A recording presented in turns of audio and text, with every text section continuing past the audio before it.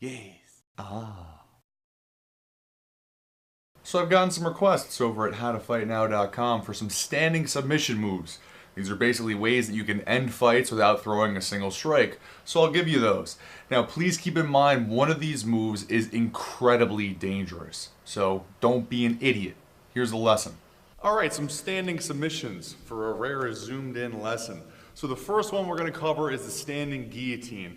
And pretty much the majority of my standing submissions are going to be done from some position where you were in close. So I love the clinch because you already have control over the guy's head. Even if you just have over-unders, you kind of have control of the guy's head. The majority of these are going to be done by snapping the guy's head down so that you can have a further system of control over that head.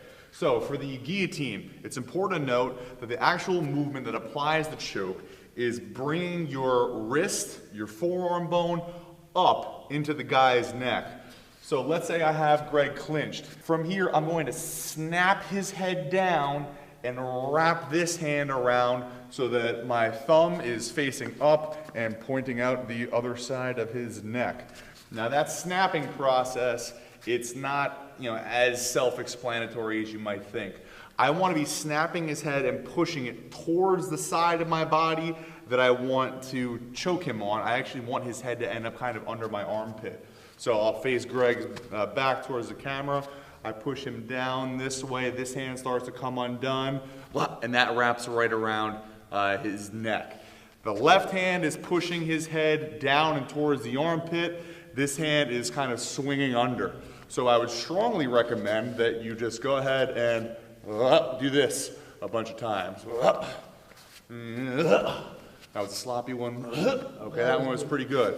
Now, bear in mind these are all better set up off of a knee. So let's say I knee him in the body, his head fundamentally goes down. Oop, now I catch my guillotine. First of all, if you haven't seen the clinch lesson at howtofightnow.com, it's free and it'll definitely make these moves work a lot better. Secondly, make sure you throw that knee in there because it makes the guy think about defending his stomach.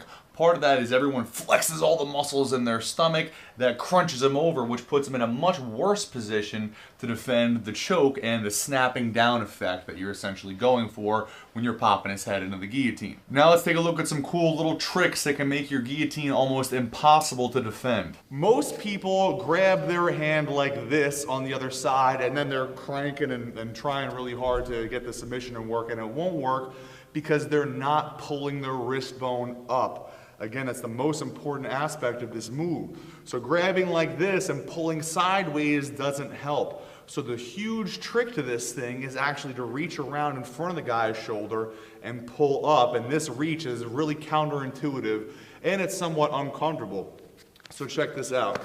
I got Greg over here. I've snapped his head down. I grab this. Instead of doing what's easy and grabbing over here where he can even just reach up and grab this wrist, I'm going to go in front of his shoulder. I put my palm towards his shoulder. I grab the tips of my fingers, and now I can pull this elbow straight up. So again, I've changed it from this to this, which is a much more direct application of the choke. And take a look at this right here. So this is the front of Greg's shoulder, which you can kind of see. Instead of having this wrist so easily grabbable, it's really tough for him to grab. He doesn't even necessarily feel what he needs to defend. Certainly not until it's too late. Now then the final note of the application is driving your hips forward, pushing your hands up, and if the guy tries to back up, you just go ahead and walk right after him, right like that. And eventually he is going to choke out. When you feel the guy's body go limp, or if all of a sudden he's really heavy, that's when it's time for you to let go, because his ass is taking a nap. Real quick, a couple of additional details. Anytime you want to snap somebody's head down, it's good to step and kind of scoot your feet back. So I'll back up so you can see this. A little bit of that action right there. Okay, so you actually want to move your entire base back. I apologize for not adding that sooner. Standing submission number 2. This one is probably the most dangerous and horrible move that there is ever. So don't try this at home. What I'm going to do is, instead of snapping Greg's head down and under my armpit where I'd be going for the guillotine, I'm going to snap his head down, and I want the top of his head to end right in the middle of my chest. Once I have that, or rather at the same time that I'm doing that, I'm going to cross face him and collapse my chest on the top of his head. So I don't want to be sliding this across his neck anymore. I'm actually just trying to turn his head. So I'm here, I snap down, whoop, and I have this. So my wrist is basically across the top line of his gums, chest is trapping the side of his head, and now I want a gable grip. If you don't know what a gable grip is, make a prayer with your hands, keep your thumbs in, turn your hands like this, and then grab. It's like one of the tightest grips that you can have. If you don't know what a gable grip is, make a prayer with your hands, keep your thumbs in, turn your hands like this, and then grab. It's like one of the tightest grips that you can have. So I'm here, I snap down, cross face, gable grip. What I have here is essentially the ability to break the guy's neck. All I have to do is the same type of application pressure as the guillotine, and his neck is going to pop right there on the side. Yo, this is no joke. You do not do this to anybody unless it's an absolute life or death self-defense situation. Please keep that in mind, because you will break somebody's neck and end up in prison forever. And I'll probably get in trouble somehow.